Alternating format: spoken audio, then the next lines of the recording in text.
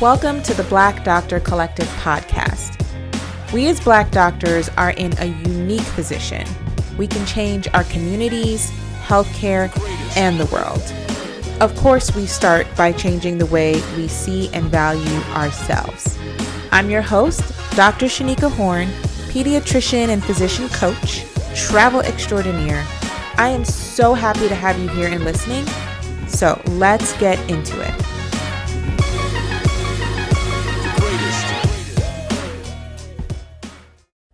Hey y'all. So I think of July as New Year's because every year in July for 10, 15 years, it was the start of something new, right? A new year in medical school, a new year in residency, becoming and attending. Every July marked some kind of transition period, some march towards progress. So even now, when I am counting like how many years I've been attending and how many years I've been a doctor, etc., it starts from July.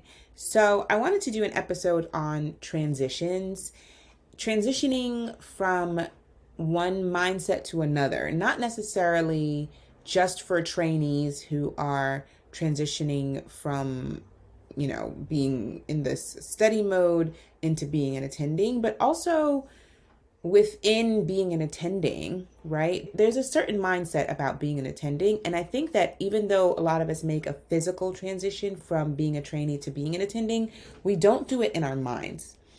And what I mean by this is that when I was in training, especially as a student, and I was going to become a resident, for example, we were on the interview trail, and I remember feeling like I have to sell myself to these people. Like, I just hope that they choose me. I really just need a job.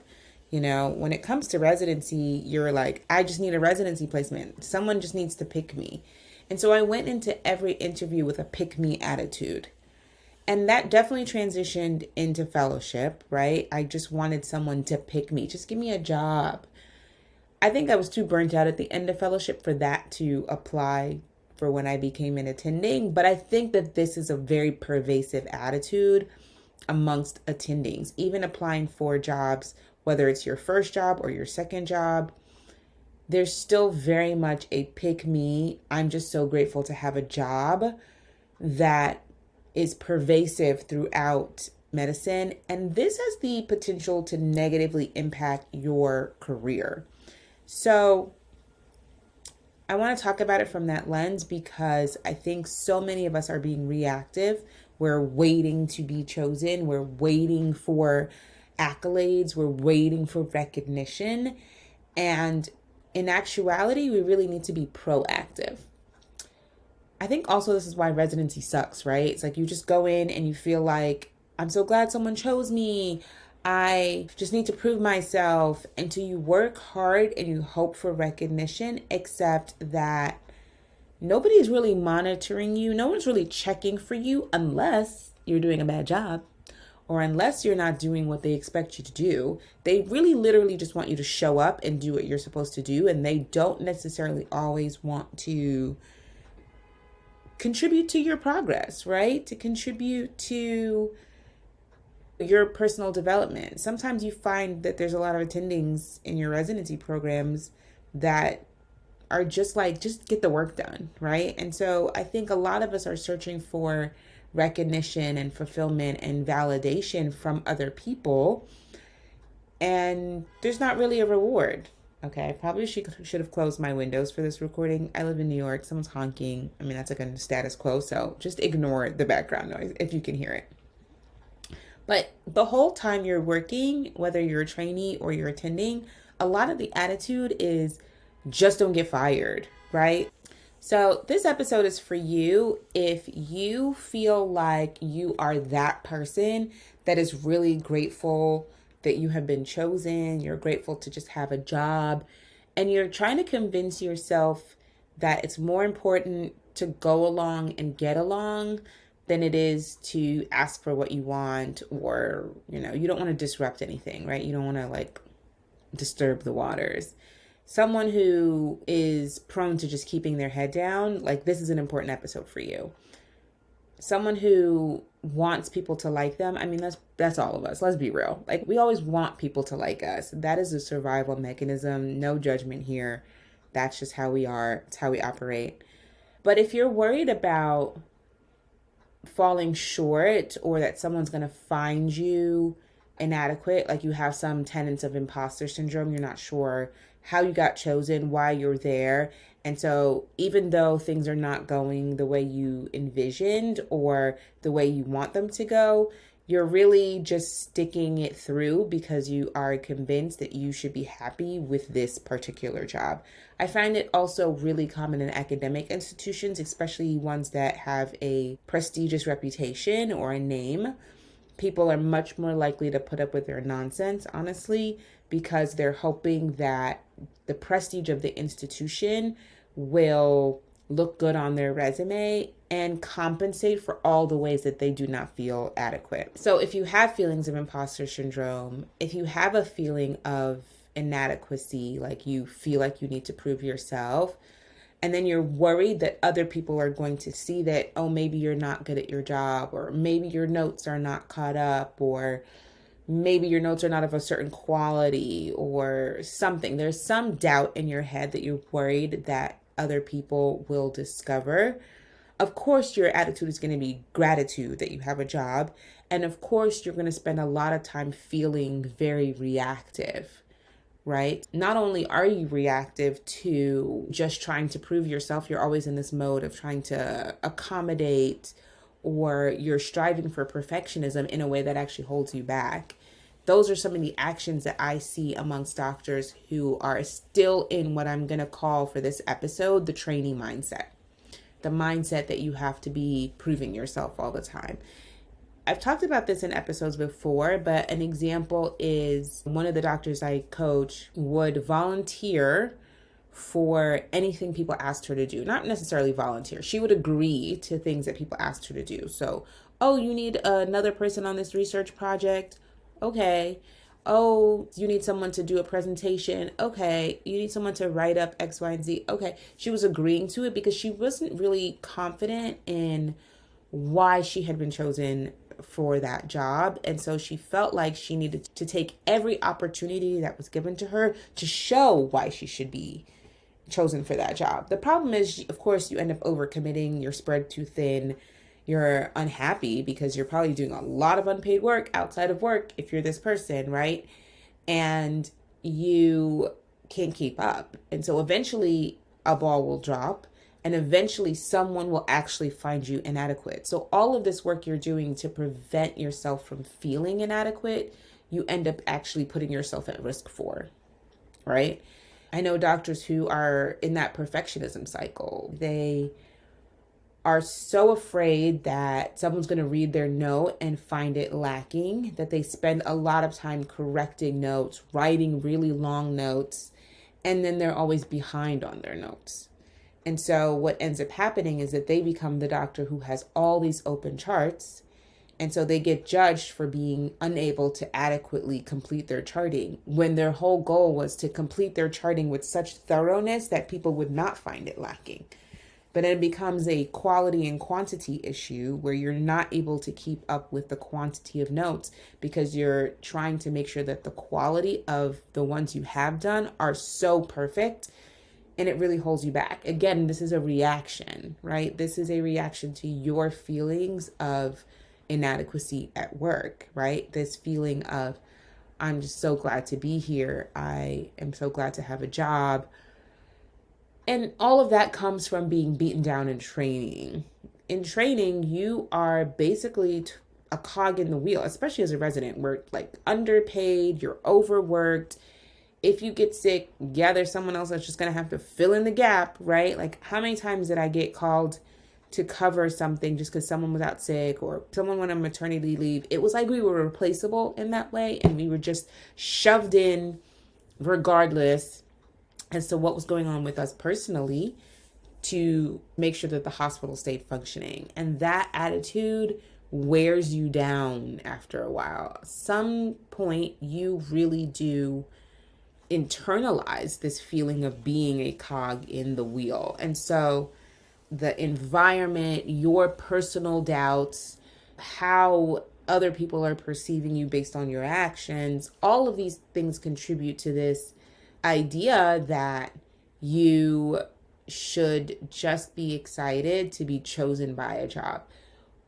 When you feel like I'm just excited to be chosen, then A, you don't get to practice medicine the way you want to practice, because the whole time you're in a space of, let me just be quiet, right? Let me just watch and see what's going on and see where I need to adapt myself. You never get to be the attending you envisioned when you decided to be a doctor. So, who do you need to become? I think as an attending, when you first, especially when you first become one, like really early career, I remember that moment of like, no one's gonna read my notes, no one's gonna check what I'm doing. Like, I'm the end of the line. I'm the one making final decisions, final judgments. And of course, like I said, if you have doubt already, this just compounds the doubt. So when I started to take a step back and I started to think about what would make me a good attending, what would make me a successful one, who do I imagine are the most successful attendings? What characteristics does that person have? Because I knew where I was not happy, and I was not happy with how I was performing or how I was showing up. It was just not my best. And that person, when I think about that person, it's someone who's confident, who has good judgment, who has good boundaries, right? And I definitely was not that person. And part of my struggle, part of my burnout was that I felt like other people were dictating how I practiced, when I showed up, how many patients I saw, even if I was double booked. All of these things were being controlled by someone else. And so being that person that just got told what to do, when to be there, how many people to see, all of those things felt like I was a pushover, right? It almost feels a little like prison. Like when you hear prisoners describe prison, the thing that makes them hate it the most is that they have no control. They have no decision-making power in how they spend their day. And medicine can be like that.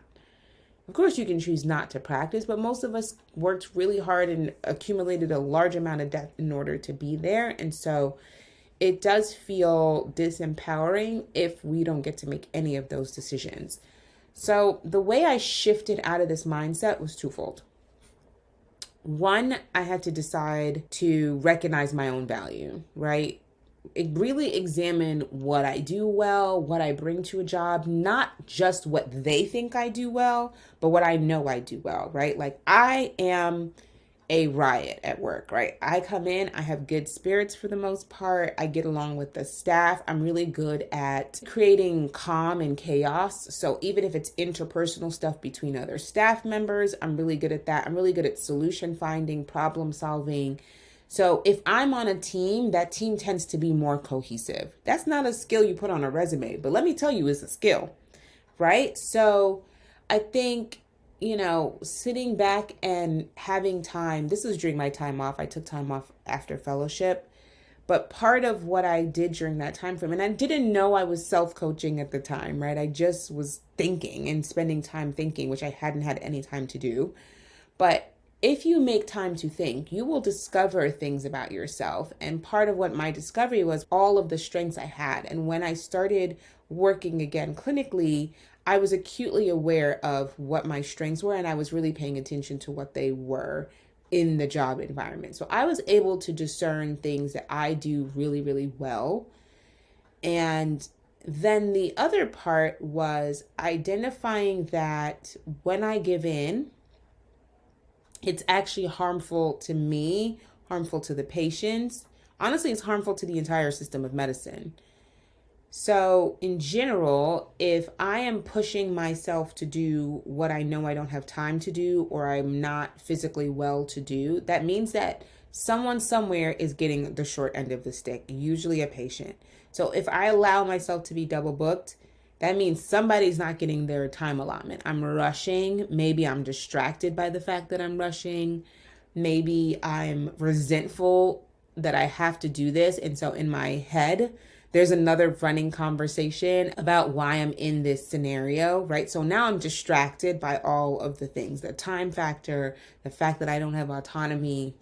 And so when I go into this patient visit, whoever I'm seeing is not getting the best me because I'm not focused.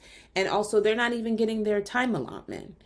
And I don't have time to even think in between people to notice if I've missed something or to reflect on the conversation we've had in order to make the best judgments for that person. Because sometimes you make a good judgment about a person after the visit. I've had to call patients and say, I was thinking about our conversation and our visit, and this is actually what I would recommend for you. This is what I want you to do, right? But you don't have time to have those kinds of thoughts if you're allowing yourself to be double booked, if you're allowing yourself to see more patients than is your capacity. So when I give in, if I have not come up with a list of reasons why that is detrimental, I'm much more likely to do it. And like I said, when I give in, it results in worse everything, worse things for me and worse things for the patient. An example of how I now do this in real life is, despite the medical culture being to just push through and just to go to work even when you feel like crap, when you're sick, I changed that for myself. So now I'm much more likely to call out if I actually need rest. Or, for example, last week I had the flu. And if you listen to the last episode, I talk about the impetus to push through, to not want to reschedule, to not, whatever. So at some point later in the week, I had a clinic day and I still wasn't 100%. I wasn't as sick as I was the day that I talked about in the last episode. I was a couple days into having the flu. I still wasn't feeling great, but I wasn't horrible. And I had patients on the schedule and I thought about, what do I need to do here? So, of course, taking into account that the clinic I'm in is very small and has not that many providers, understanding and having the knowledge and background around what scheduling looks like, how sometimes it's really hard for them to find providers, I considered all of those things when I decided whether or not I should go into work. So I decided on a compromise. I'm going to go in, and I think I had maybe 7, 8 patients on the schedule, so like half a day's worth of patients, most of whom were like well visits, things like that. So I'm going to go in, I'm going to see who is on the schedule. But I messaged the office manager before I even got out of bed, and I told her, I'm going to come in although I'm not feeling well, but because I'm not feeling well, I'm not staying the entire day. There are a lot of open slots on my schedule for same day sick appointments. That's just how the schedule is made. There's acute care appointments available. But I told the office manager right from the start, don't add anyone to my schedule. I can't see anybody beyond who's already on the schedule and who's probably had an appointment for like over a month, because y'all know how primary care works. Like, your schedule is booked months out for well visits and things. So knowing how hard it is for patients to find well visits and judging my own personal energy level, I thought I could probably make it through half of the day. I don't want to push myself to do a full day. And so let me tell them from the start, don't add anyone to my schedule. Just let me see who's there, and then I'm going to leave as soon as those are done. And anyone who was scheduled in the afternoon, it was the goal to push them to earlier in the day. So that being said, I went in and I saw just those patients. I kept my contact low. I wore a mask the whole time because the goal of medicine is not to make other people sick. Also, that was another reason why I didn't need to see more patients and to see acutely sick patients. I don't need to be in contact with more people while I know I'm sick. And I didn't know actually I had the flu. I actually got tested during clinic time, but I knew I was sick enough, and we know it's contagious. You don't have to know what it is to know it's contagious. So I wore a mask, but I didn't want to be responsible for making patients sick, staff sick. So shortening my day turned out to really be beneficial, not just for me and managing my energy levels, but also for patient care, for staff. Okay, so choosing myself in this case was very clear to be beneficial to everyone. And then because I didn't have to drag myself through late afternoon appointments with a slowly depleting energy level, the care that I was able to provide was better, right? So if I had allowed them to book my entire schedule, I would have been thinking about how soon I could leave. I would have been so exhausted because I definitely left that clinic and napped for the rest of the evening, right? I really was not well, but I gave myself the space to then go home and rest for the rest of the day, right? If I had pushed myself to stay, I would not have been focused. I would have been exhausted. I would have felt like crap. I would have dragged myself through. I would have been trying not to cough. It would have been a mess. So I find that when I make decisions for the wrong reasons, like people pleasing, it does really result in me not being my best. I become distracted. I sometimes am like annoyed. If I've made a decision because someone's pushing me to do something I don't want to do and I don't want to disappoint, then I'm mad that they forced me to do the thing that I didn't want to do. And I'm resentful that they're forcing me into this place of discomfort where I have to choose myself or choose them, and both of those feel bad. So those thoughts sometimes can easily send me into a mind spiral, right? And I don't want to be in the place where my thoughts are consumed by how annoyed I am. It's very distracting. It's not who I want to be. It's not how I want to spend my time, feeling out of control and being pissed about it. So for me personally, when I do things for myself, I reinforce that I'm making a good decision by making a list of all the evidence of why this is a great decision. And also I feel good about the fact that I stood up for myself and for my needs, right? And that I communicated what I needed. Because I don't go to them telling them, oh, I'm sick, and hoping that they recognize, because sometimes I do that, right? I hope I'm not the only one, but sometimes I go with the feeling of like, if I mention that I'm sick, they're going to recognize that they should give me the day off. Like I want them to suggest the solution that I already have in my head so that I don't have the burden of asking for it and it's their idea. And so the guilt that I feel about asking is reduced. But it's actually better for me to communicate what I want, right? To show that I have good boundaries and that I'm the person who's reinforcing those boundaries. This is the type of person I want to be as an attending. Or this is just the type of person I want to be, right? Because this applies to every area. It's not just medicine, but medicine is time consuming and can take up the bulk of your days. So I talk about it in the lens of medicine, but honestly, this applies to everything. I don't want to be the kind of person that is sucked into agreeing to things I don't want to do. So it really does come back to what I think about when I envisioned an attending, which is that this is a person who is in control, who's making good decisions. It also taps right into why I became a doctor. I went to grad school first before I went to medical school.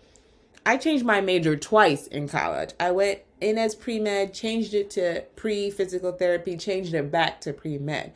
All because I wasn't sure I wanted to be a doctor. And my final decision making included the fact that physicians were basically top of the food chain and had control. They were the deciding factor. They were the experts in the field. A lot of times when I'm thinking about why someone does something, what's someone's motivation? Is it love or is it status? I ask myself these kinds of questions and I look at what they say their reasoning is. And for me, in that moment, deciding to be a doctor, yes, I love serving people, but there's a million ways to serve people. So yes, I still did it for love, but I also did it for status. And understanding that status is a large part of my decision-making for being a doctor, it does not bode well for my career if I'm in a job where my status is this pushover physician who doesn't have autonomy or control at all and doesn't have good boundaries and is not allowed to communicate her needs. That completely conflicts with why I decided to become a doctor. So I prefer to be this person who has choice, who exercises those choices, that carefully considers everything and makes decisions that are health focused. Like I said, for myself, for my patients, for my colleagues, for the rest of the staff. That is really my core motivation and what I want your motivation to be. So I want you to think about all of the things that I mentioned, like what you envision a great attending to be. Are you doing that? Are you being proactive or reactive? Are you embodying the characteristics that come to mind when you think of a successful physician? Because let me tell you, it's not someone who doesn't ruffle any feathers. It's just not, right? It's not someone who isn't a thought leader. Physicians are thought leaders. We lead the way. When I treat myself well, I show people that it is okay to treat themselves well. I am a thought leader in that regard. I've had so many scenarios where colleagues, bosses have seen how I treat myself, and they have used that as an example, as a guide to how they treat themselves. Like I said, I didn't know at the time I was self-coaching. I didn't know at the time that this was part of the framework for how to show up and self-advocate. I mean, there's a lot more to it, right? Like, what do you say? What questions do you ask? What do you need to know? But the beginning part of this framework is deciding who I want to be and why it's important for me to be that. And so the framework that I use, and I use this with my doctor clients as well, is that it allows me to decide and make choices for myself, even if no one else around me is doing those things, even if I'm the only one or I'm new. I get that a lot. Like, oh, I'm new to a place. I don't want to ruffle the feathers, right? I don't want to make waves. Even if I'm new, because I have this process where I build the evidence supporting why I need to make the decisions in the way that I make them, I can do that without having seen it in my environment or without having waiting to see it. And other doctors may not necessarily have that. So people who are not using that framework are waiting to see others do it. So someone like me who enters a work environment and is very cognizant about the way I show up, my boundaries about when I work and don't work, the fact that I do not work full time, I am there now giving permission to these people to do things that benefit themselves. And slowly we are shifting the medical culture so that we are showing up more positively, which means better patient interactions, better patient outcomes, better patient care, and a better overall system. So that's all I have to say about that for this week. I want you to start thinking about who you need to be the successful attending. And if you recognized yourself in some of the earlier descriptions where I was talking about the person who's really grateful to have a job or is going along to get along, I don't want you to judge yourself about it. Like I said, our brains are always going to choose survival over everything. And if you think your job is the means to survival, if you think acceptance from other people is the means to survival, which, historically it really has been, right? That's what you're going to prioritize. But I'm just here to show you that there's alternatives to this method of thought. And once you hear it and you decide that that is what is for you, I want you to start going boldly in that direction. So if that's you and you're not sure how to make that change or stick to a change that you're trying to make and you want to be coached through it and you want support in how to ask the right questions and to really reshape your existing job environment or maybe your next job environment and get it to function the way you think is important, that's when you reach out for coaching, right? That is when you decide that I need help here. I'm going to reach out to Shanika. We're going to get it all the way together. It really makes such a significant difference in your life to practice and to show up the way you want to show up. It is literally life-changing. And it literally could spell the difference between having a really short career in medicine or falling prey to malpractice and having a really long, successful career, right? So this is just the tip of the iceberg of the types of things that you can do for yourself in your career, especially if you do it within a framework, which is like the Any Day Negotiator framework is a great example of that, where if you get the framework, you can use it and apply it for the rest of your life and other areas in your life. So have a great week. Thanks for everyone who checked up on me after last week, my flu episode. I so appreciate y'all. Y'all are just keeping me strong and reinforcing, like I said, why it's so important to take care of myself, because other people are watching me and other people are also wanting this for themselves. And it also reinforces that they too are making the right decision. So Thanks again. Enjoy your week. Ciao. Thank you so much for listening. Please subscribe to the podcast. And what I want you to do next is link us everywhere you can. Instagram at The Black Doctor. Just become part of our collective. I want you here. Thanks. Until next time. Bye.